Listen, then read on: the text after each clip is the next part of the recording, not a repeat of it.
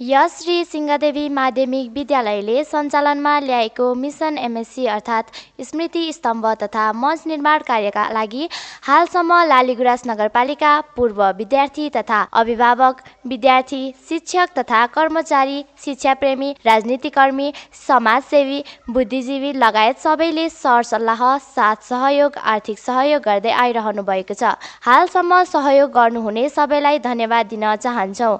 स्मृति स्तम्भमा शिलालेख कार्य सुरु भइसकेको हुँदा सहयोग गर्न चाहनुहुने महानुभावहरूमा यही मङ्सिर मसान्तभित्र आर्थिक सहयोग गरी आफ्नो स्थान सुरक्षित राख्नु न अनुरोध छ।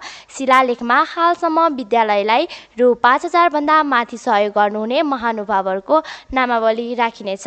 साथै यस कार्यको सफलताको शुभकामना सहित लालीगुराँस नगरपालिका वडा नम्बर 6 बस्नुहुने यस विद्यालयका पूर्व विद्यार्थी प्रदीप सङ्ग्रौलाले नगद रु 5,555 आर्थिक सहयोग गर्नु भएकोमा हार्दिक धन्यवाद व्यक्त गर्न चाहन्छौँ। यस कार्यलाई सम्पन्न गर्न विद्यालयलाई अझै पनि रकमको अपुग भएको हुँदा यहाँहरूको सहयोगको अपेक्षामा छौँ। धन्यवाद।